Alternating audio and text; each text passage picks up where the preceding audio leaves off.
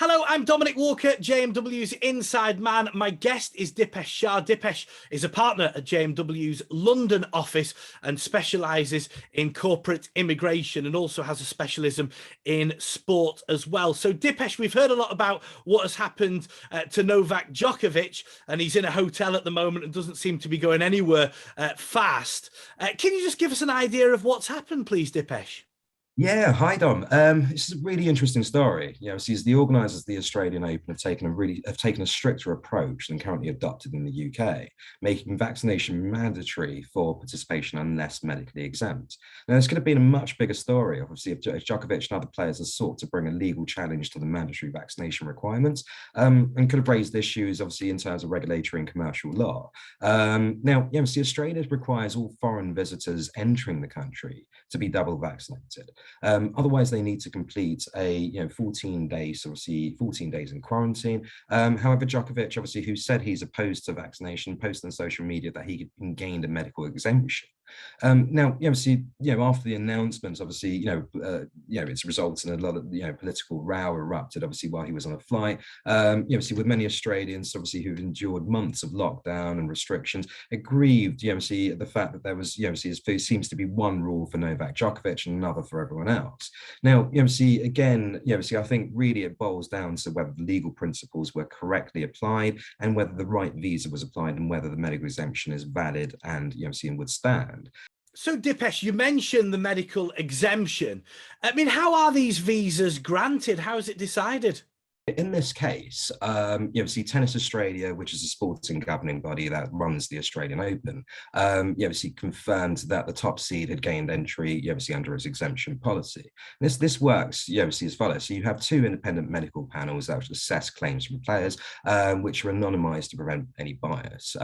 Tennis Australia then clarified that Novak Djokovic had been granted a medical exemption, and that his application was reviewed by two, separate independent medical panels. Firstly, from Tennis Australia, and then finalised by the Independent Medical Exemption Review Panel, which is a panel of experts appointed by the Victorian government.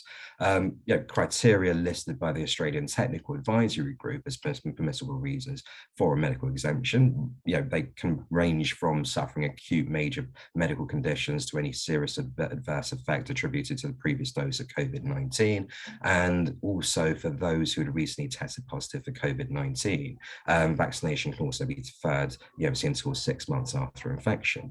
Now, interesting, obviously, we don't know the reasons as to why the exemption was granted. And while Novak Djokovic is he's not legally to binded to share the grounds of his alleged medical exemption, it's understood that doing so would have helped him would have helped his case when entering Australia.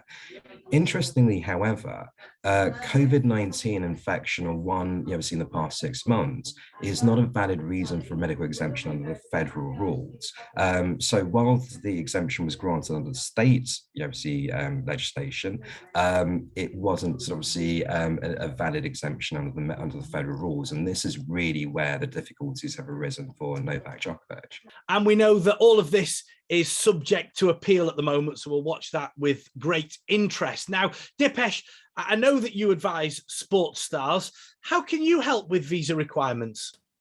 I mean, we're often instructed by a number of leading sports stars, and so obviously we've got very good experience with the process. We've got a fantastic immigration department here within JMW, and a real wealth of experience within the team. So again, obviously we're very well placed to assist sports stars, clubs, and other athletes, obviously with respect to their visa requirements.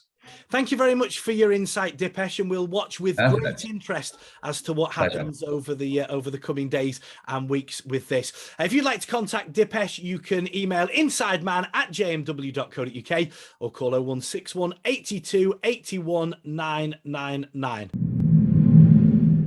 I'm Dominic Walker, JMW's Inside Man.